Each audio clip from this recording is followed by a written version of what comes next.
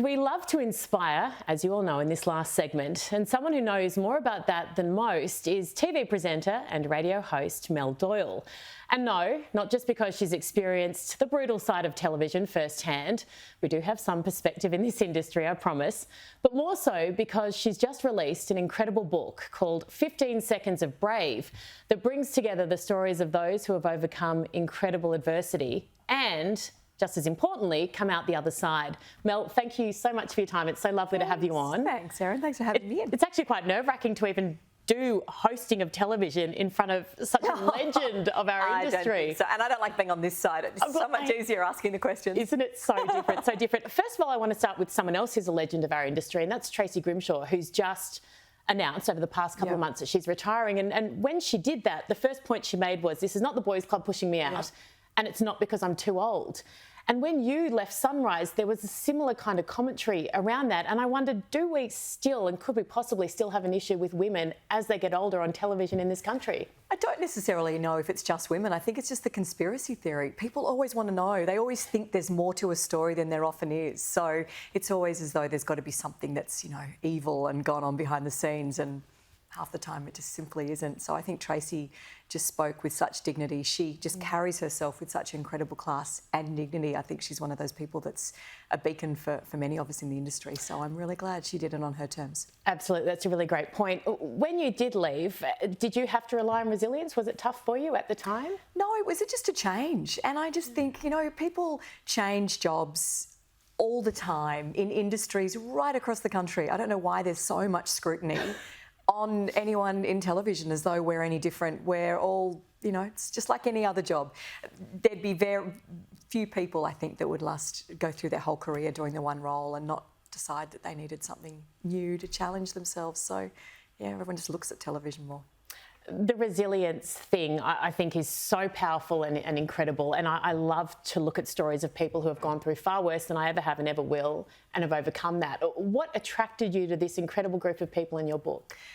I think it was just coming through 2020 where everybody was thrown off course to a degree. Everyone went through challenges of varying degrees, and we were all talking about how we'd navigate our way forward. And I just felt the time was right to write a book about people that had actually navigated bigger things than I'll ever go through, but gave us those tools on how do you actually rebuild your life? How do you come through something?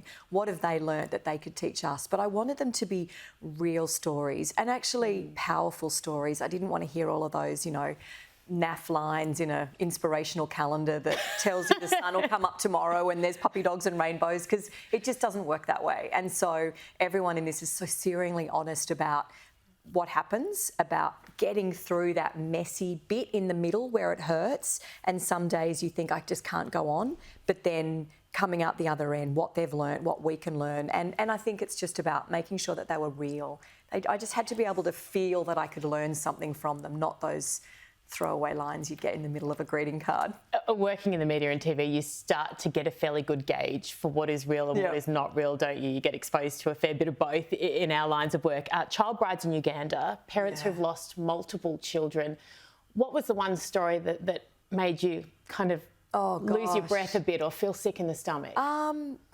Look, I think all of them to a different degree, but I actually had to read the audio version, which was a strange thing. I'd never read a book other than to my kids when they were little.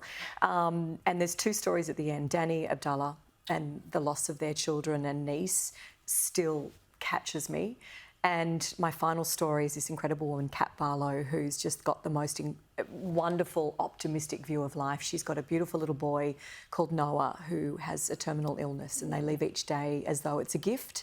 And he's the one who's behind the title. So he says when he's got to go to hospital and have an operation or whatever he needs to have at that point in time, that he can be brave for 15 seconds. He reckons he can find it in him. So I named the book in his honour. But they're all very, very different. We have grief, we have Ugandan child soldier. There's so many different things that people have been through. But they all come out and they have incredible points that they can share with us and wisdom. So, yeah, that's what it's all about. I've always wondered, and I hope I never have to find out, what comes and what you're capable of when you think that you probably aren't. Yes. And I've got a 4-year-old daughter, and I hope her father's not watching this, but she had a needle, just an inoculation at the doctor's on Friday, and I pretended I had to work because I'm incapable of seeing her be scared and go through pain, which is so ridiculous. How do parents find something inside when they're looking at the kind of situations you've experienced? Look, I honestly, hand on my heart, don't know. Yeah. And some of the people that I've interviewed in this book, I don't know whether I would be able to handle it the way they have.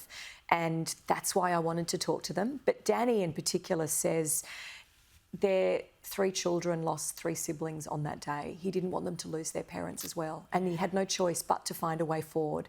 And I think that to me is strength, that is power, that is all those wise things that we need to hear right now. I actually want to hear from people that have rebuilt lives, and I hope that it can help, even if it just helps one other person.